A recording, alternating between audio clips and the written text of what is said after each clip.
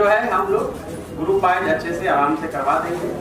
प्रश्न जो है जो भी है उसको लेना है।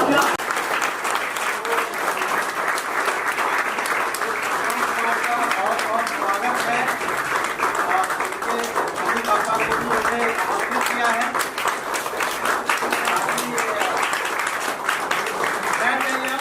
उनके मम्मी पापा को भी आप देख सके कि अभी एक छलांग लगा के टॉप पे बैठने के बाद अपेक्षाएं जो है आपसे बढ़ गई है। खास तौर से जो यूथ हैं, पूरे कंट्री के यूथ, न केवल बिहार के, जो ये चाहते हैं कि आप उनको बताएं कि कैसी तैयारी करनी है कि टॉप तो नहीं बने, कम से कम सक्सेस हो जाए, आईएएस के मेरिट लिस्ट में आ जाए। वो आप तरीका मुझे बताइए। आई थिंक फोकस भी यही होना चाहिए कि आप टॉप करने के लिए कोई भी तैयारी नहीं करते हैं। जो भी तैयारी होता है उसमें ये बस ये रहता है कि किसी तरह लिस्ट में टॉप 70 में आ जाए या जो भी है कि आईएएस बन जाए। एंड जो ये जंप होता है कि रैंक का जो जंप है वो मैंने भी एक्सपेक्ट नहीं किया था। इनफैक्ट मेरा बस ये एम था कि मैं कंसिस्टेंटली मेहनत करूँ, रिजल्ट की चिंता ना करूँ। इनफैक्ट जब रिजल्ट आने वाला था और जब इंटरव्यू का डेट मेरा 9 सितंबर था, तो 9 सितंबर और 24 सितंबर का रिजल्ट आया, तो उस दौरान मैं प्रीलिम्स की भी तैयारी स्टार्ट कर दी थी, क्योंकि किसी को भी नहीं पता होता कि कौन सा रैंक आएगा, एग्जैक्टली कहाँ पे आएगा। सो इवन तो एग्ज़ाम डिसेंट गया था, बट तैयारी आपको जो है वो कंटिन्यूस रखना पड़ता है कि आप कंसिस्टेंटली 2-3 साल आप मेहनत करते हैं, फिर रिजल्ट तो बस उसी का मतलब एक एंड गोल होता है। सो आई थिंक आप लोगों को भी ऐसा ही करना चाहिए कि आपको कंसिस्टेंटली हार्ड वर्क करना चाहिए। और शुभम जी, नेक्स्ट क्वेश्चन यह है कि एक इंजीनियर को जब आर्ट्स पेपर पढ़ना पड़ता है तो उनके लिए कितना मुश्किल होता है कि आपने एंथ्रोपोलॉजी ऑप्शनल पेपर रखा, पीओटी जो है वो इंजीनियरिंग से अलग है, उसके बाद आप देखेंगे ज्योग्राफी है, हिस्ट्री है, पॉलिटी है, ये सब डिफरेंटली जो है बिल्कुल अलग है, जहाँ के सीधे आप कैलकुलेशन से सीधे आप आ जाते हैं आर्ट्स पेपर में। कितना मुश्किल होता है जो भी इंजीनियर या आईटी बैकग्राउंड से या फिर टेक्निकल बैकग्राउंड से आ रहे हैं, उनको ये जानने की उत्सुकता है कि आप कैसे इसको मैनेज करते थे, या पहले स्टार्टिंग आपने कैसे किया, और जबकि रैंक एक एंथ्रोपोलॉजी से थी। इसमें मैं बताना चाहूँगा कि जब मैं ग्रेजुएट हुआ आईटी बॉम्बे से 2018 में, तो लास्ट सेमेस्टर से मैं तैयारी स्टार्ट की थी। तो उस समय ये सोचा कि चूँकि मेरा सिविल इंजीनियरिंग थोड़ा डिसेंट था, तो मुझे लगा कि सिविल इंजीनियरिंग ऑप्शनल रख लेते हैं। तो मैंने सिविल इंजीनियरिंग 2018 के अटेम्प्ट में सिविल इंजीनियरिंग रखा। बट ये पूरा प्रिपरेशन जो है उसमें आपको एक चीज़ का ध्यान रखना है कि आपको सेल्फ इवैल्यूएशन करना है कि आपके लिए क्या अच्छा है। आपकी इंटरेस्ट और लाइकिंग भी टाइम के साथ चेंज होता है। सो जब 3-4 महीने प्रिपरेशन में आ गए तो मुझे सिविल इंजीनियरिंग थोड़ा उसमें इंटरेस्ट थोड़ा कम हो गया, क्योंकि फिर सोशल साइंस काफ़ी पढ़ने लगे, फिर पेपर काफ़ी पढ़ने लगे, तो फिर इंटरेस्ट आया कि सोशल साइंस का सब्जेक्ट भी ले सकता हूँ, क्योंकि वो मेरा इंटरेस्ट उधर रुझान आ रहा था। जब 2018 का प्रीलिम्स दिया और तभी हुआ नहीं, तो मैं सोचा कि अब ऑप्शनल जो है वो काफ़ी एक बड़ा रोल प्ले करता है आपके ओवरऑल मार्क्स में।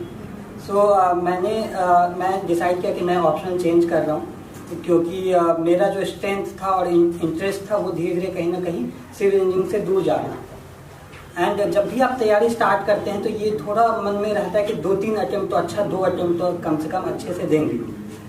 सो उसमें 3 साल लग जाते हैं। सो आपको ऐसा ऑप्शनल सेलेक्ट करना चाहिए जिसको आप 3-4 साल अच्छे से पढ़ सकते हैं विथ इंटरेस्ट। एंड उस समय फिर मैंने 4-5 ऑप्शनल जो है उसका सिलेबस देखा। मैंने लगभग 50 दिन मैंने दिया था अपना ऑप्शनल डिसाइड करने में। ये बहुत बड़ा टाइम होता है जब अगर आप 1.5 साल का अगर आप पूरा एक फ्रेमवर्क बनाते कि 1.5 साल में आपको तैयारी करनी है।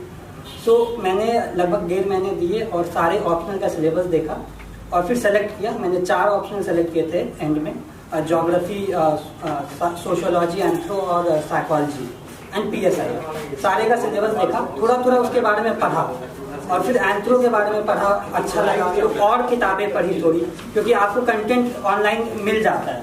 तो ट्रैवल अफेयर्स के बारे में पढ़ा, मुझे अच्छा लगा। सो और फिर मेरा इंटरेस्ट थोड़ा बायो में भी था। सो अपना इंटरेस्ट देखते हुए, अपना स्ट्रेंथ एरिया देखते हुए और मैं जीएस में लिखने में अच्छा हूँ, ऐसा मुझे ऐसा लगा 6 महीने के प्रिपरेशन के बाद। तो मुझे लगा कि अगर मैं सोशल साइंस लेता हूँ तो मैं अच्छे से लिख पाऊँगा। और जहाँ तक डिफ़िकल्टी की बात है सर, मुझे ऐसा नहीं लगा कि कुछ ज़्यादा डिफ़िकल्ट है। मुझे इनफैक्ट और अच्छा लगा कि मुझे नए तरह का डोमेन पढ़ने का मौका मिला, नए चीज़ें का ज्ञान हुआ। और जब इंजीनियरिंग कॉलेज में था तो ये सब तो ऐसा था कि एक अंधकार एरिया में था। कुछ पता ही नहीं चल रहा था कि देश में क्या हो रहा है, देश का स्ट्रक्चर क्या है, एडमिनिस्ट्रेटिव स्ट्रक्चर क्या है, क्या देश में हो क्या रहा है।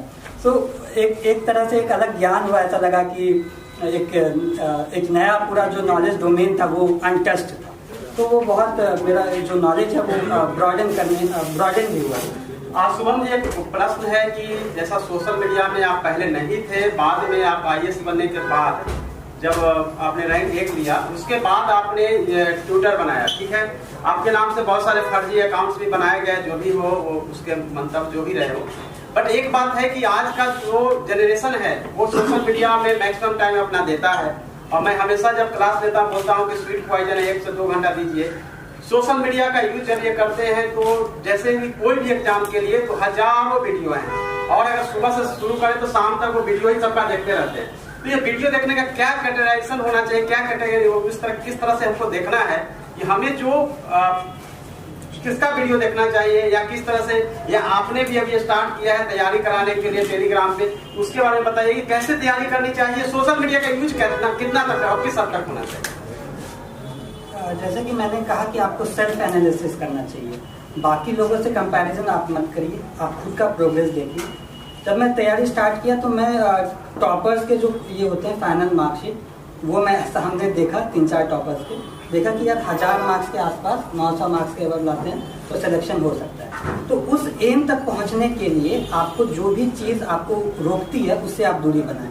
सो अगर मैं फेसबुक खोला एक दिन, जस्ट तैयारी जब स्टार्ट करी, मैंने 2 जन 2018 से स्टार्ट किया था, 2 जनवरी से।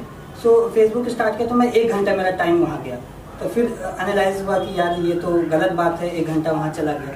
तो मैंने डिसाइड किया कि अब मैं फेसबुक को डीएक्टिवेट करूँगा और सोशल मीडिया पे नहीं रहूँगा। सो वो मेरा खुद का कॉन्शियस डिसीजन था।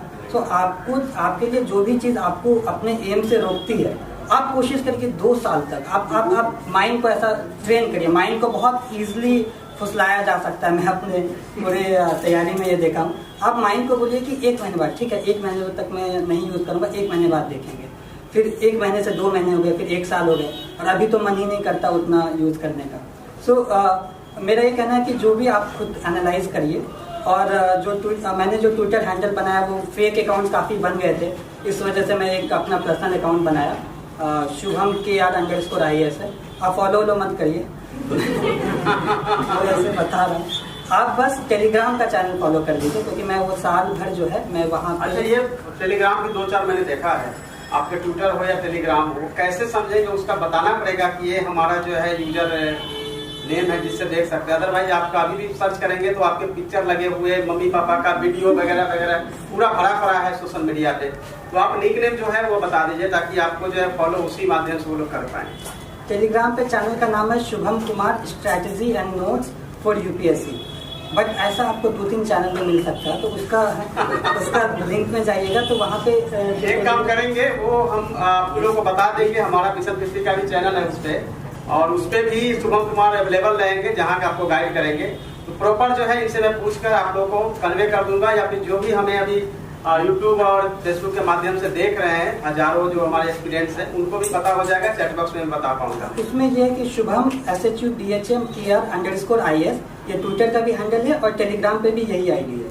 तो दोनों का सेम है। और जब आप टेलीग्राम पे जाएंगे तो वो मैं पर्सनली मैं लिखा हूँ, लंबा एक लिखा हूँ कैसे प्रीलिम्स अटेम्प्ट करना चाहिए, कैसे क्या करना चाहिए, तो आपको पढ़ के लग जाएगा कि ये ऑफिशियल आईडी है।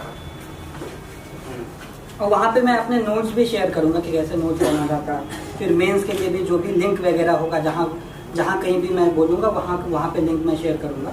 और ये पूरे प्रिपरेशन में मैं यूट्यूब देखता था। यूट्यूब पे आपको काफ़ी सारे टॉपर्स के स्ट्रैटेजी मिल जाएंगे। सो एक तो आप स्ट्रैटेजी देख सकते हैं, और कभी कभी आपको मन नहीं लगता है क्या करें मोटिवेशन के लिए, तो आप बस खाना खाइए और यूट्यूब पे लगा दीजिए, और थोड़ा मोटिवेशन भी मिल जाता है ऐसे लोगों को देखते हुए, तो वैसा कर सकते हैं। शुभम जी, वो क्वेश्चन है कि जितने टॉपर होते हैं उतने अलग अलग बुक लिस्ट होता है। अब बुक लिस्ट जो है आप क्या प्रिस्क्राइब करेंगे पीटी के लिए, मेंस के लिए, दोनों ही ध्यान से सभी लोग जो है नोट डाउन कर देंगे, ताकि यही पढ़ना है। ऐसा नहीं हो कि सब अलग अलग बताएंगे, मैं अलग बताऊंगा, ये अलग बताएंगे, या फिर दूसरे टॉपर अलग अलग बताएंगे। बुक सब अच्छी होती है, लेकिन कौन सी सटीक टेक्स्ट बुक है वो आप बता दीजिए एक करके, तो ये लोग नोट डाउन कर लेंगे, ताकि इनकी प्रिपरेशन सही दिशा में जा सके। कि सारे टॉपर्स कुछ ना कुछ अलग बताएंगे आपको। तो मुझे भी ऐसा डाउट हुआ कि शुरुआत में काफ़ी सारे वीडियोस देखा तो सारे टॉपर्स अलग अलग बता रहे हैं, बट एक कॉमन आपको थीम दिखेगा सारे टॉपर्स में कि सारे लोगों ने काफ़ी प्रैक्टिस किया होगा, मॉक टेस्ट अच्छा दिया होगा, सोर्सेज एक ही रेफर किए होंगे, आंसर राइटिंग एक ही जगह से दिया होगा, तो उस टाइप का रहता है। तो मुझे तो ऐसे 6-7 महीने लगे थे शुरुआत में डिसाइड करने में कहाँ से क्या पढ़ना है क्या नहीं करना है। तो ऐसा हुआ था कि 2018 में मैं कोचिंग किया था विजन आई से दिल्ली में। सो वहाँ पे जो बेसिक बुक्स होते हैं तो उसका वो जो है वो पढ़ा दिए थे क्लास में, तो इस वजह से मैं बेसिक बुक्स को भी ज़्यादा रेफर नहीं किया हूँ। बट जैसे मैं कहूँगा कि लक्ष्मीकांत है पॉलिटी में, तो वो मैं ऑलमोस्ट जो क्लास में जो सर पढ़ाए उसके अलावा जो टॉपिक्स रह गए थे उसको बस मैं रेफर किया। स्पेक्ट्रम मॉडर्न इंडियन हिस्ट्री मैंने क्लास में नहीं पढ़ा, तो मैं स्पेक्ट्रम मैंने पढ़ा। देखिए ये आप डिफ्रेंशिएट करिए कि अगर क्लास में जो पढ़ाई हो गया तो मैं ज़्यादा उसको रेफर नहीं किया, मैं क्वेश्चन लगा के देखा, अगर मेरा क्वेश्चन सॉल्व हो रहा है तो मैंने लक्ष्मीकांत के भी टॉपिक छोड़ दिए। तो अगर आपको पढ़ना है, अगर आपको कॉन्फिडेंस जहाँ तक आता है आप वहाँ तक आप बुक को रेफर कर सकते हैं। फिर एंशिएंट मिडिएवल के मेरे खुद के नोट्स थे, आर्ट एंड कल्चर के खुद के नोट्स थे, लेकिन अगर आपको पढ़ना है तो मैंने सारे बुक लिस्ट देखा था और मैं फाइनलाइज किया था कि जो न्यू एनसीईआरटी हैं क्लास 12 या 11 में 3 एनसीईआरटी हैं, तो वो आप रेफर कर सकते हैं, एंशिएंट मिडिएवल और मॉडर्न। वहाँ न्यू एनसीईआरटी सब देखा जा रहा है कि ज़्यादा क्वेश्चन आ रहे हैं। काफ़ी लोग आपको बोलेंगे कि ओल्ड एनसीईआरटी भी पढ़ो, ancient medieval art and culture का, फिर बोलेंगे तमिलनाडु का भी पढ़ो। मैं कहूँगा कि कोई एक चीज़ ही पढ़े, मोस्टली आप तो या न्यू एनसीईआरटी पढ़े या तमिलनाडु पब्लिकेशन का आता है वो पढ़े, क्योंकि अगर आप क्वेश्चंस देखेंगे तो मेंस में बहुत लिमिटेड है। जो आपका हिस्ट्री वाला पार्ट है, जो 4-5 क्वेश्चंस आते हैं पूरा हिस्ट्री मिला करके पेपर 1 में, तो 50-60 मार्क्स का पूरा वेटेज होता है, तो आप उसमें बहुत ज़्यादा टाइम नहीं दे सकते। प्रीलिम्स में हिस्ट्री का ओवरऑल 14 to 20 क्वेश्चंस आते हैं, उसमें मॉडर्न इंडियन हिस्ट्री का भी अच्छा वेटेज होता है, तो उसमें आप थोड़ा पढ़ सकते हैं। इकोनॉमिक्स में क्या पढ़ना है इकोनॉमी के लिए? सर इकोनॉमी में मैंने कोई बुक फॉलो नहीं किया था, मेरे कोचिंग के थोड़े नोट्स थे जो उसका आपने पढ़ा था। हाँ, और इसके अलावा देखिए इकोनॉमी जो है मैं एक लाइन से बता रहा हूँ, अभी मैं प्रीलिम्स पे हूँ, मेंस पे मैं इकोनॉमी पे आप देखेंगे कि कुछ स्टैटिक पार्ट भी पूछता है, लेकिन बहुत हद तक एक डायनेमिक पार्ट होता है।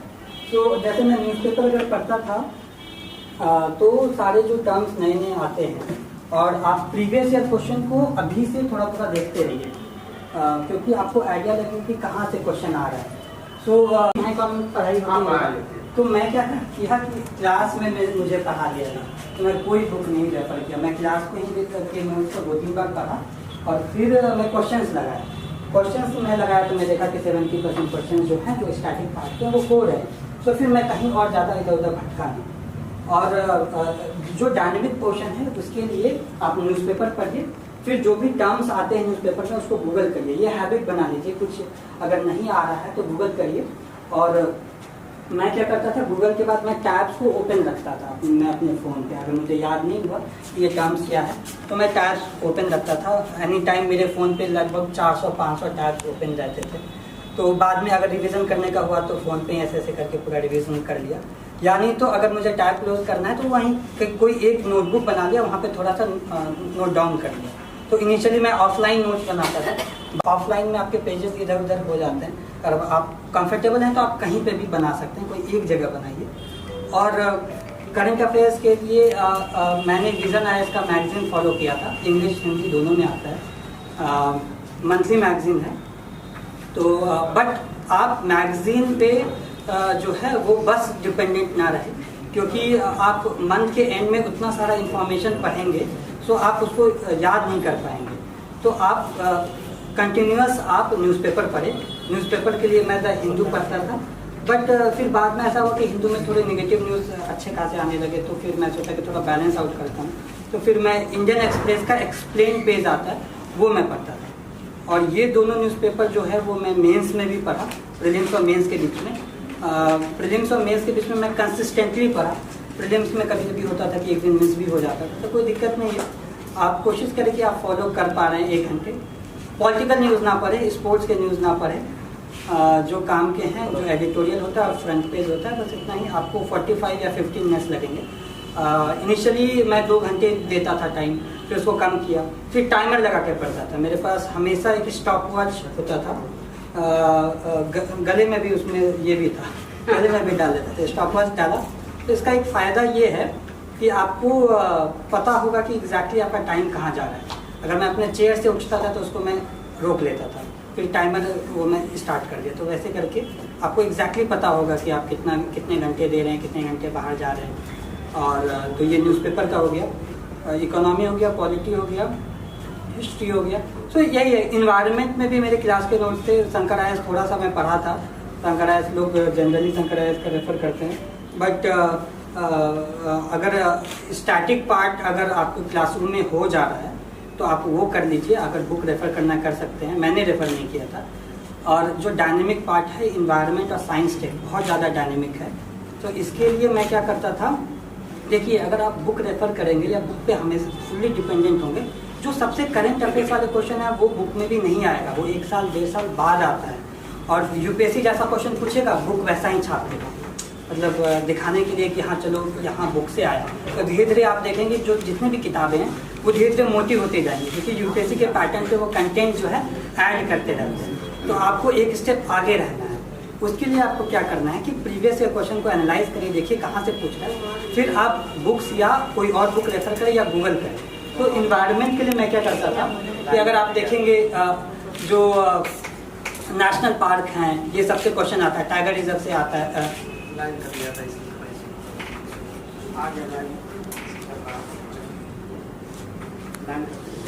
इसमें एक वेबसाइट है एनविस करके, ENVIIS, wild life institute of India का वेबसाइट है।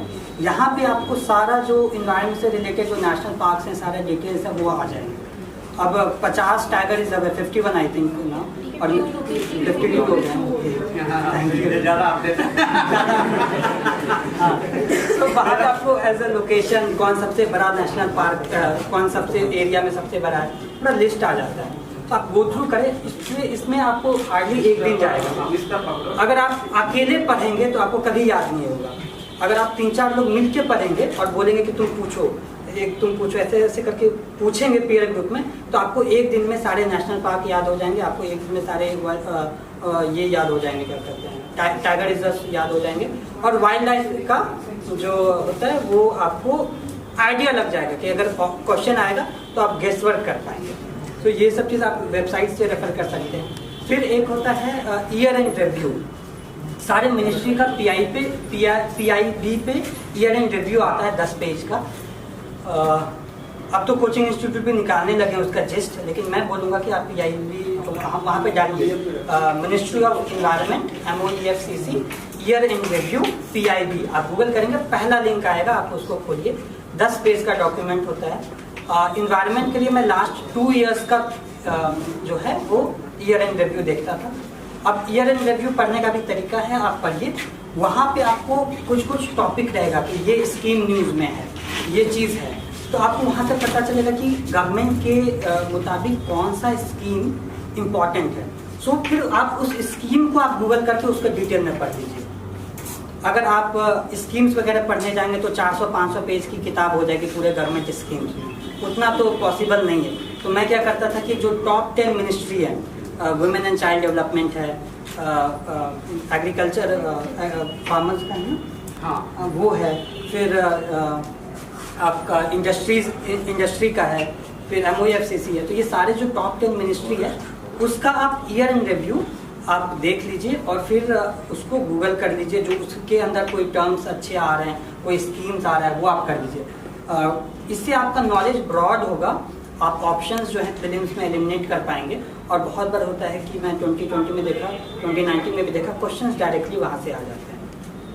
तो ये कर सकते हैं। फिर इन्वायरमेंट के लिए जितने भी यूनाइटेड नेशंस के ऑर्गेनाइजेशन हैं, तो 3-4 लोग हम लोग बैठते थे, दोस्त लोग, और UN के जितने भी इम्पोर्टेंट ऑर्गेनाइजेशन हैं उसके वेबसाइट पे जाके उनका सारा टैब फटाफट चेक कर लेते थे। उसके कोई न्यू इनिशिएटिव है तो उसको हम लोग ट्रैक कर लेते थे।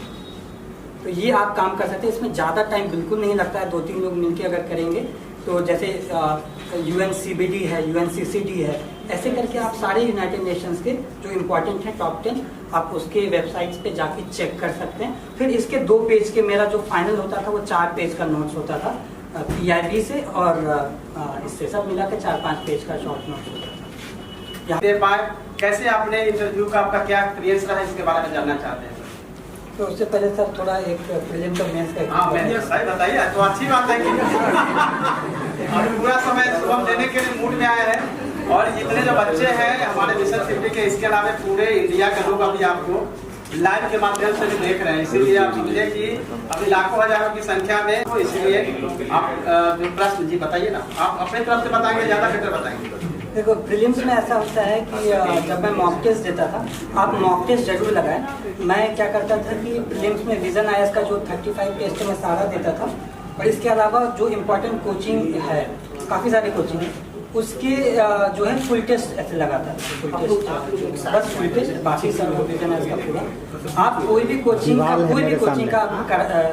है पूरा टेस्ट लगा सकते हैं, और बाकी और कोचिंग का आप फुल टेस्ट लगा सकते हैं। और जब मार्क्स में देखता था तो मुझे 2020 में विजन IAS के एक टेस्ट में 54 मार्क्स आए थे आउट ऑफ 200। सो मैं ये कहना चाहता हूँ कि आप और एग्ज़ाम से जस्ट 20 डेज बिफोर ऐसे हुआ था। उसके बाद भी मुझे ज़्यादा फर्क नहीं पड़ा था, क्योंकि आपको जो है मेरे मार्क्स जो है कंसिस्टेंटली 80 ही आए सारे मॉक टेस्ट में, और 2019 में मेरे मार्क्स 110 थे और 2020 में अराउंड 120 होते। सो मैं ये कहना चाहता हूँ कि आपका जो प्रीलिम्स का मॉक टेस्ट का मार्क्स है वो आपके रियल एग्जाम से फर्क नहीं पड़ना चाहिए, क्योंकि रियल एग्जाम में जो UPSC क्वेश्चन पूछता है उसमें कोई ना कोई लॉजिक, कोई ना कोई कॉमन सेंस लगा के आप ऑप्शंस एलिमिनेट करके पहुंच सकते हैं। आप मॉक टेस्ट ज़्यादा लगाए। 2019 में मैंने लगभग 72 मॉक टेस्ट लगाया था। हर दिन ही एक मॉक टेस्ट लगाता था। तो इसका बहुत एक अच्छा तरीका है कि जब आप प्लान करेंगे कि मॉक टेस्ट लगाना है, अगर आप दिन के एंड में प्लान करेंगे तो कभी मॉक टेस्ट दे नहीं पाएंगे। अगर आप दिन के शुरुआत में करेंगे तो उसमें भी मैं क्या करता था कि बेड से उठता था फिर सीधा मॉक टेस्ट देता था 7 बजे से 9 बजे तक। तो उसमें क्या होता है कि आप अपने आप को फोर्स मॉर्निंग में कर सकते हैं, तो आप मॉर्निंग में टेस्ट लगा सकते हैं। और 2020 में टाइम कम था, उसके बाद भी मैंने लगभग 40 टेस्ट दिया था। सो धीरे धीरे आपको लगेगा कि ठीक है, एक मॉक टेस्ट देते देते आपको एक हैबिट हो जाएगा। तो इसलिए मैं मॉक टेस्ट पे इम्फेसिस करना चाहता हूँ। आप सिमुलेट हो जाएंगे कि एग्जामिनेशन में कैसे मैनेज करना है। 2-3 इटरेशन में मैं करता था, 1, 2, 3 करके, पहला राउंड, दूसरा राउंड, तीसरा राउंड। तो ये वाला चीज़ जो है एक्सपेरिमेंट करना और ये सब चीज़ करना आप कर सकते हैं। फिर एक यूट्यूब पे आपको वीडियो मिल जाएगा कि how to use elimination strategy, Abhijeet Sinha sir का है। तो वो आप देख सकते हैं, आधे घंटे का वीडियो है कि एलिमिनेशन स्ट्रैटेजी कैसे यूज़ करना है, क्योंकि आपको 30-35 क्वेश्चन से ज़्यादा प्रीलिम्स में नहीं आएंगे, आपको इंटेलिजेंट गेसवर्क करना होता है। तो वो आप वीडियो देख सकते हैं। बाकी इसका डिटेल्स मैं अपने टेलीग्राम चैनल पे भी शेयर करूँगा। और मेंस के लिए मैं भी जैसे ही प्रीलिम्स हुआ मैं ब्रेक नहीं लेता था। अगले दिन से ही मैं पढ़ाई स्टार्ट कर दी थी। 90 दिन का गैप होता है। आप पहला दिन बैठ के पूरा प्लान करिए कि कब आपको टेस्ट लिखते हैं, कितने दिन में क्या करना है। जनरली आधा टाइम मैं ऑप्शनल और आधा टाइम GS जो है वो डिस्ट्रीब्यूट करता था। और मेन प्रीलिम्स का जस्ट अगले दिन से जो है आंसर राइटिंग स्टार्ट कर दी थी, 1-1 घंटे का स्टार्ट में, फिर हर तीसरे या चौथे दिन 3 घंटे का। ये 2019 में किया। 2020 में थोड़ा कोविड था और टेस्ट सेंटर्स क्लोज थे तो कम टेस्ट लिखे। उसके बाद भी मैंने लगभग 15 से 20 टेस्ट जो है वो लिख लिया था, वो 3 महीने के जो ड्यूरेशन है। सो टेस्ट सीरीज मेंस में बहुत इंपॉर्टेंट है। और सिलेबस, जैसा कि मैं कहा कि आपका सोर्सेज लिमिटेड होने चाहिए, तो आप मॉडल आंसर्स जो हैं वो रेफर कर सकते हैं। मैंने जो मैं विजन IAS का टेस्ट सीरीज में लिखा था, सो मैं उसके मॉडल आंसर्स रेफर करता था और उससे भी मैं जो है शॉर्ट नोट्स बनाता था। क्योंकि आपका जो एग्जाम होगा GS 1-2 इसके बीच में 2 घंटे का गैप होगा, फिर GS 3-4 इसके बीच में 2 घंटे का गैप होगा। तो एग्जाम से पहले 2 घंटे में आपको क्या रिवाइज करना है ये आपको पहले सोचना होगा और उसके अकॉर्डिंग आपको नोट्स बनाने पड़ेंगे। तो मेरे 10 पेज के काफ़ी क्रिस्प नोट्स होते थे, ऐसे बुलेट पॉइंट्स होते थे, ऐसा वो हथियार जैसा है। एग्जामिनेशन हॉल में घुसते ही क्वेश्चन में ढूंढता था कहाँ मैं उस चीज़ को यूज़ कर सकता। तो मेरे पास जैसे इकोनॉमी के लिए 10 ग्राफ होते थे, तो मैं वो इकोनॉमिक सर्वे बजट से उठाता था। आपको याद रखना है कि अगर इकोनॉमिक सर्वे बजट रेफर करेंगे मैं सिनॉप्सिस ही रेफर करता था, विजन एस या कोई और कोचिंग का। सो उसमें क्या होता है कि आपके 50 डायग्राम होंगे, आपको ध्यान रखना है कि 50 आपको याद नहीं करने, आपको जो अच्छा लगता है कोई 10 उठा लीजिए। मैं 10 रखा था, बल्कि 10 में से भी मैं 5 एग्जामिनेशन हॉल से पहले 5 ही देखा था, और ये था कि 5 भी अगर मैं यूज़ कर लूँ 20 क्वेश्चन में, तो एक मार्क्स जो है वो सारे क्वेश्चन में बढ़ जाएंगे। तो ऐसे ऐसे करके आप हर एक पेपर के लिए जो है आप बुलेट पॉइंट्स रेडी रखें, और एग्जामिनेशन हॉल में जाने से पहले सारा देखें और उसको तुरंत जो है यूज़ करें। और ये यूज़ आप तब कर पाएंगे जब आप मॉक टेस्ट में पहले यूज़ कर चुके हैं, क्योंकि वहाँ पे सोचने का कुछ ज़्यादा टाइम होता नहीं है। तो जैसे वाटर का क्वेश्चन जो है वो हर साल आता है, प्रीवियस ईयर क्वेश्चन देखें, वाटर मैनेजमेंट पे, वाटर रिसोर्स पे क्वेश्चन आना ही आना है। तो मैं एक चार्ट याद कर लिया कि 1947 में लगभग 5000 लीटर्स पर पर्सन जो है वो था इंडिया में अवेलेबिलिटी, और अभी क्या है और 2050 के अराउंड क्या होगा। सो वो ग्राफ कर दिया और डिक्रीजिंग ट्रेंड दिखा दिया। तो जब भी वाटर का क्वेश्चन आएगा सबसे पहले मैं ये ग्राफ साइड में से करके बनाऊंगा, मैं शेयर करूंगा ये, तो ये सीधा आपका 1 मार्क्स जो है वो बढ़ा सकता है। और आपका एम होना चाहिए कि जो आंसर राइटिंग करते हैं डेली, उससे आपको एक मिनिमम मार्क्स आ जाएगा, लगभग 70-80। इसके बाद जब आप वैल्यू एडिशन करेंगे तो 1 मार्क्स, 1.5 मार्क्स, आधा मार्क्स ऐसे करके हर एक क्वेश्चन में आएंगे, तो आप 100+ हो जाएंगे। सो ओवरऑल जीएस में आपका 400+ जो है वो टारगेट होना चाहिए। ये होता है कि वो आपके हाथ में नहीं होता, आपके कंट्रोल में नहीं होता। तो जब लास्ट ईयर मैंने इंटरव्यू दिया था तो मेरे मेंस में डिसेंट स्कोर थे, 823 थे, और जीएस में 428 थे 2019 में, बट इंटरव्यू में मुझे 146 ही थे। सो उसके कारण रैंक जो है वो नीचे आया, बट वो मैं चाहता हूँ अच्छा ही हुआ, क्योंकि उसमें एक भी सीट बिहार कैडर में नहीं था। अगर लास्ट ईयर रैंक 1 भी आते तो बिहार कैडर नहीं मिलता, इस बार एक सीट है।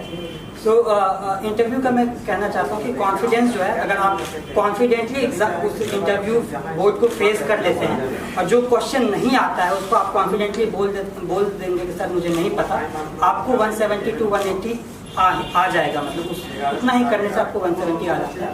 बाकी जो है वो इंटरव्यू बोर्ड पे डिपेंड करता है कि आपने कैसे बोला, कितनी कन्विक्शन के साथ बोला। सो इस बार मेरा फोकस ये रहा कि मैं जब इंटरव्यू बोर्ड में जाऊं तो कॉन्फिडेंटली मैं उनको फेस करूं। तो इसके लिए आप प्रैक्टिस कर सकते हैं, हर चीज़, हर स्टेज का जो है वो आप प्रैक्टिस कर सकते हैं। तो लास्ट ईयर मुझे उतना टाइम मिल नहीं पाया था और उतने पीयर ग्रुप भी नहीं थे। इस बार मैं क्या किया कि मिरर के सामने थोड़ा प्रैक्टिस किया, जो आपको क्वेश्चन पता है, जो आपके बैकग्राउंड से, आप बिलीव नहीं करेंगे, अगर आप 5 दिन भी मिरर के सामने बोलते हैं तो आपका उस जो क्वेश्चन है जो आएगा ही आएगा कि why you want to join civil services, ये सब, ये आपका बहुत अच्छा तैयार हो जाएगा और आप एक्सप्रेशन देख पाएंगे। फिर मैं फ्रेंड सर्कल में 2-3 लोग थे, उनको मैं बोलता था कि अच्छा तुम क्वेश्चन पूछो, तो ऐसे कुछ क्वेश्चन आंसरिंग करता था और कुछ मॉक्स दिए थे। 2019 में मैंने 10-12 जगह मॉक्स दिए थे और कहीं पे भी उतना अच्छा एक्सपीरियंस नहीं रहा था। 2020 में मैंने 1-2 जगह ही मॉक दिया था, बाकी मैं मिरर के सामने और अपने फ्रेंड सर्कल में जो है वो प्रैक्टिस कर लेता था। जहाँ तक क्वेश्चंस की बात है, मेरे बैकग्राउंड से क्वेश्चंस रहा। पहला क्वेश्चन सर का ये था कि अगर तुम गांव से आते हो तो तुम उस एरिया को जानते हो, अगर कटिहार का डीएम बना दिया जाए तो तुम अगले 2 साल क्या करोगे। तो इस टाइप के क्वेश्चंस थे। सिविल इंजीनियरिंग से क्वेश्चंस थे। फिर बोले कि गांव में तुम कौन कौन से स्कीम्स देखते हो जो अच्छे से इम्प्लीमेंट हुआ है लास्ट 5 साल में, या कहाँ फेलियर है, कहाँ लिमिटेशन है, ये सारे क्वेश्चंस पूछे गए थे। फिर मेरा जो बैकग्राउंड है, जैसे मैं इंडियन डिफेंस अकाउंट सर्विस, भारतीय रक्षा लेखा सेवा में हूँ, तो उससे रिलेटेड, डिफेंस से रिलेटेड जो भी होता है उसको मैं प्रिपेयर किया था। और डिफेंस प्रोडक्शन, ऑफसेट क्लॉज, ये सारे से क्वेश्चन आए थे। फिर करंट अफेयर से अफगानिस्तान इशू काफ़ी ज़्यादा न्यूज़ में था, सो अफगानिस्तान इशू से क्वेश्चन आया। फिर मेरा जो बैकग्राउंड है आईटी बॉम्बे, और फिर मेरा इंटर्नशिप था अमेरिका में 2 महीने का इंटर्नशिप था, तो उस पर क्वेश्चन थे कि कंपैरिजन करो कि यूएस के जो यूनिवर्सिटीज़ हैं और इंडिया के जो यूनिवर्सिटीज़ हैं उसमें क्या सिमिलैरिटीज़ और डिफरेंसेस देखते हो। सो मोस्टली जो क्वेश्चन होंगे या तो आपके बैकग्राउंड से या तो करंट अफेयर से होंगे, बट इसमें आपको ध्यान देना है कि जो भी क्वेश्चंस आपके बैकग्राउंड से होंगे तो they expect you to know, कि आपको पता होना चाहिए। और जो करंट अफेयर्स का है तो यू कैन ऑलवेज से कि सर मुझे अभी नहीं पता, या कोई फैक्चुअल क्वेश्चन है तो आप हमेशा कह सकते हैं कि सर मुझे नहीं पता, उसमें वो आपको जज नहीं करेगा। ये रखिए मेरे पास। ऑलरेडी जो है 2 जगह जाना है, मैंने बात भी कर दिया था। अभी इनके अपने जहाँ उन्होंने स्कूलिंग की थी प्राइमरी कदम कुआं के पास है, और फिर जाना है CIMB चंद्रगुप्ता। तो जो प्रश्न वगैरह है, मुझे 15 मिनट का टाइम लिया। 15 मिनट में आप लोगों के पास जो समय है, जिसमें मीडिया को भी समय देना है, न्यूज 18 से भी आ गए, बाकी मीडिया के बंधु आ गए, जितने मीडिया वाले हैं सब लोग यही बुला लिया। और कॉल आप देख रहे हैं कि हर सेकेंड कॉल आ रहा है। तो आप चाहते हैं कि आपके लाइफ में आप जब IAS बने तो इसी तरह से कॉल, इसी तरह से आपका सम्मान, स्पेशली माता पिता का जो है सम्मान वो बढ़े, तो आपको मेहनत करनी पड़ेगी। 2 साल की आपकी अच्छी खासी मेहनत करनी होगी, तब जाके आप IAS बनते हैं। और मुश्किल नहीं है लेकिन आसान भी नहीं है, बहुत टफ एग्जाम है। और टफ एग्जाम के लिए अपने आप को साइलेंट रखना, अपने आप को गंभीर रखना, अपने आप को तैयारी के दरमियान डाइवर्ट नहीं होना। बहुत सारी थिंग्स जो है फैमिली पर्सनल, बहुत सारे ऐसे थिंग्स आएंगे बीच में आपको डिस्टर्ब करने के लिए और आप समस्याओं से जूझने के लिए। यानी कि कोई भी चीजें अगर आपके सामने मुश्किल आती है तो यह समझना है कि आपको चेक करने आया है, यानी कि आपकी मजबूती करने आया है, कि आपको कमजोर करने आया है। तो आप समझिए कि प्रॉब्लम आ रहा है तो अच्छे दिन आने वाले हैं, तो उसके हिसाब से अपनी तैयारी को जो है सही डायरेक्शन में आप ले जा सकते हैं। बहुत सारे प्रश्न जो है और लंबा सेशन जो है नहीं चला पाएंगे, लेकिन 2-3 क्वेश्चन जो है आप लोग जनरली ये हो रहा है। क्वेश्चन कल भी पूछ रहे थे, हालांकि ये थोड़ा संकेत नहीं है कि हिंदी मीडियम का रिजल्ट कम क्यों हो रहा है। ये सभी का बहुत क्वेश्चन था।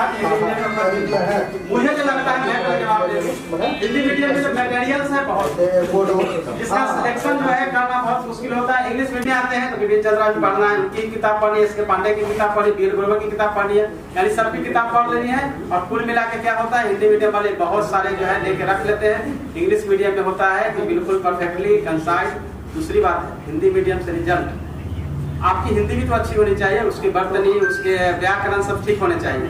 तो ये कोई भी लैंग्वेज हो, लेकिन उसका ये सब भी है। ऐसा नहीं कि आप कभी लिखते नहीं है, आप व्हाट्सएप पे या फिर सोशल मीडिया पे जो है शॉर्टकट में लिखते हैं, वही आदत लगी हुई है, एग्जाम में लिख रहे हैं। मैंने अपनी बातें रखी है, लेकिन शुभम से जानना चाहेंगे कि कैसे जो है हिंदी मीडियम का रिजल्ट इम्प्रूव हो और हिंदी मीडियम का रिजल्ट कम क्यों है। इसका जवाब तो नहीं दे पाएंगे, लेकिन इम्प्रूव कैसे कर सकते हैं हिंदी भाषी क्योंकि हैं आप, बताइए। मैं देखा हूँ कि अगर आप पॉइंट वाइज लिखते हैं मेंस में तो वो काफ़ी अच्छा लगता है और थोड़ा ज़्यादा मार्क्स लाते हैं। सो जनरली हैबिट होता है लोगों की पैराग्राफ में लिखते हैं हिंदी वाले। अगर आप पैरा में भी लिख रहे हैं तो आपको 4 लाइन से लंबा पैरा नहीं लिखना है। आप 4 लाइन लिखे, फिर गैप दें, फिर दूसरा पैरा, 4 लाइन ऐसे करके 3 लाइन या 4 लाइन, उससे ज़्यादा नहीं। जब आप पॉइंट में लिखते हैं तो मैक्सिमम मेरा रहता था कि 2 लाइन 3 लाइन मैक्स, बहुत ज़्यादा हुआ था जनरली 2-2.5 लाइन। सो आप पॉइंट वाइज लिखें। अगर 10 मार्कर का क्वेश्चन है तो आप कोशिश होनी चाहिए कि इंट्रोडक्शन, फिर 10 पॉइंट, आप क्वेश्चन को 2 भाग में बांटे, 5-5 10 पॉइंट, फिर कंक्लूजन। फिर 15 मार्कर का क्वेश्चन है तो कोशिश होनी चाहिए इंट्रोडक्शन, फिर क्वेश्चन को 3 भाग में बांटे, 5 पॉइंट 5 पॉइंट 5 पॉइंट, फिर कंक्लूजन। और फिर आप सब हेडिंग डालिए, और जो आपका सब हेडिंग होगा वो क्वेश्चन से जो आप पिक करेंगे, क्वेश्चन वाला ही लाइन आप सब हेडिंग बनाएं। क्योंकि जब एग्जामिनर चेक करेगा तो उसको ये एहसास होगा कि जो लिखा है वो क्वेश्चन का ही जवाब दे रहा है। सो वहाँ से क्वेश्चन से आप लाइन बना के सब हेडिंग लिखिए और 5-5-5 ऐसे करके आप लिख सकते हैं। तो पॉइंट वाइज लिखिए, साफ सुथरा लिखिए, अंडरलाइन करिए और बॉक्स बनाइए। सो मेरा ये ऐसा रहता था कि अगर मैं अपने पेपर्स भी शेयर करूँगा, सो मैं ये करता था कि जो बॉक्स ऐसे बनाता था कि कोई कीवर्ड होगा, विद इन दैट 2.5 लाइन आपको एक कीवर्ड होगा जो एग्जामिनर पढ़ के समझ जाएगा। तो कीवर्ड को मैं ऐसे बॉक्स बना देता था। सो ऐसे 5-6 बॉक्स एक क्वेश्चन में होते थे। तो एग्जामिनर चेक करेगा तो उसको 5 बॉक्स सीधा दिखेगा, वो सीधा मार्क्स देगा। तो वो उसका काम जो है, आपको कोशिश करना है कि एग्जामिनर का काम को आसान करना है, एक प्रॉपर फॉर्मेट में लिखना है। रिसोर्सेज का जहाँ तक बोले कि आपको रिसोर्सेज लिमिटेड यूज़ करने हैं। और जैसे करंट अफेयर्स का मैंने बताया कि विजन, मेरे जो हिंदी मीडियम के लोग हैं वो विजन आयर्स का करंट अफेयर्स जो है वो हिंदी वाला वो फॉलो, 365 जो है 360 मंथली मैगजीन आता है, 365 भी आता है, दोनों आता है। सो रवि सिहाग हैं मेरे काफ़ी करीबी दोस्त, वो हिंदी मीडियम से ये 2 बार उन्हें रैंक आई है और वो जो है वो फॉलो करते हैं। सो ऐसे करें। और उनका अगर आप पेपर देखें तो वो पॉइंट वाइज भी लिखते हैं। सो आप पॉइंट वाइज लिखें। शुभम की कॉपी जो है मैंने विजन से लेकर अपलोड किया था अपने यूट्यूब चैनल पे कि शुभम का कॉपी आया बाहर।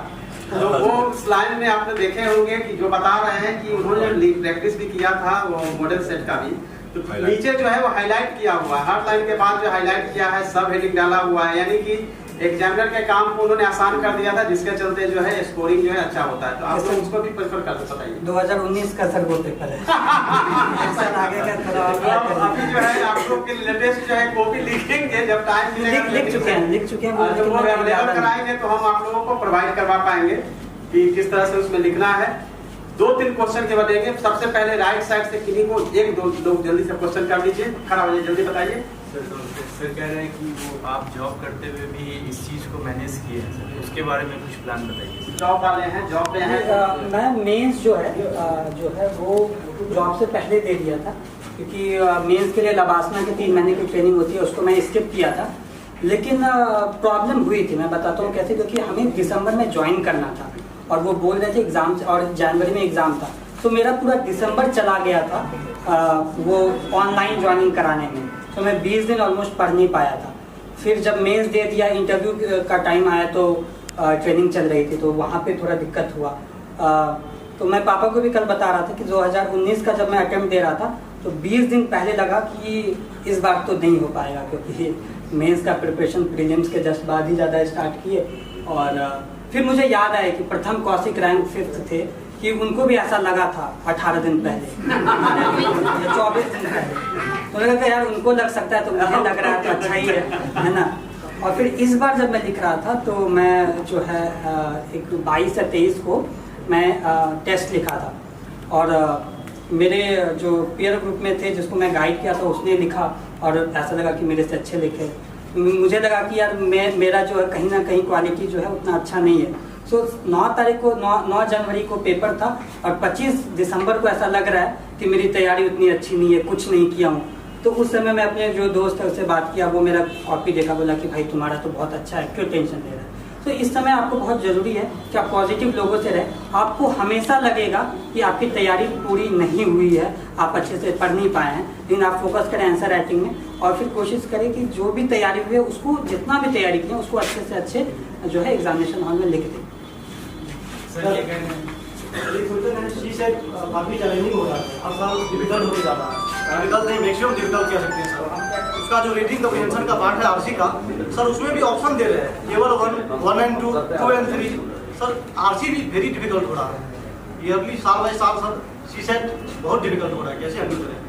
सीसेट में मुझे ज़्यादा दिक्कत नहीं हुई, बट पेपर 1 से मैं जब भी 2019 और 2020 में पेपर दिया, इवन तो मेरे जो ग्रुप के थे वो IIT कानपुर के भी थे, खड़गपुर के भी थे, हम लोग सबसे पहले भाग के आके पेपर 2 चेक करते थे, और कंसिस्टेंटली मेरा दोनों बार पेपर 1 से पेपर 2 में ही कम मार्क्स रहे, 100 के करीब ही रहा। सो मेरा फोकस क्या रहता था कि मैं बहुत ज़्यादा क्वेश्चंस नहीं टारगेट करूंगा। मैं सीसेट में टारगेट रखा था 50 क्वेश्चन ही करूंगा। मैथ के क्वेश्चंस को मैं बार बार चेक करके करता था, और 10 क्वेश्चन ऑलमोस्ट, या 5 से 10 क्वेश्चन में कॉम्प्रिहेंशन में मैं सेलेक्टिव हो जाता था, कि जो कॉम्प्रिहेंशन छोटा छोटा है उसको मैं पहले करता था, और फिर मैथ के क्वेश्चंस को ऑप्शंस के थ्रू कर देता था। ऑप्शंस आप बैठा बैठा के चेक करके, बैक इंजीनियरिंग करके आप काफ़ी सारे क्वेश्चंस जो हैं वो बना सकते हैं। तो मेरा उतना अच्छा प्रिपरेशन सीसेट का नहीं रहा। मैं प्रीवियस ईयर हर साल एक पेपर जो है वो प्रीवियस ईयर का वो एक में लगा लेता था। इन जनरल जो है मैं उतना अच्छे से गाइड नहीं कर पाऊंगा आपको इसमें, आप कहीं और या यूट्यूब पे आप देख सकते हैं। लेकिन आपको तैयारी सीसेट की अच्छे से करनी चाहिए, क्योंकि लेवल ऑफ डिफिकल्टी जो है फ्री यूपीएससी मटेरियल.com ऐसे कोई वेबसाइट है, वहाँ से आप क्वेश्चंस डाउनलोड कर सकते हैं सारे कोचिंग के। विजन आईएएस के ऐप से आपको रिसोर्सेज फ्रीली मिलता है, यहाँ पे सर कुछ रिसोर्सेज देंगे वो फ्रीली रहेगा। उसमें क्या करना है कि आपको जो मटेरियल्स मिलता है ना, एक्चुअली क्या है कि आप एक अच्छा पीयर ग्रुप, एक माहौल होना बहुत जरूरी होता है तैयारी के लिए। ये 2 आपको जो है कंडीशंस होना चाहिए। माहौल का जो हम लोग बोलते हैं, माहौल का होना जरूरी है। बुक्स तो खुद ही पढ़नी है, जो आप सेल्फ स्टडी करेंगे, रूम में पढ़ेंगे, वही अल्टीमेट रिजल्ट दिलाने वाला है, ठीक है।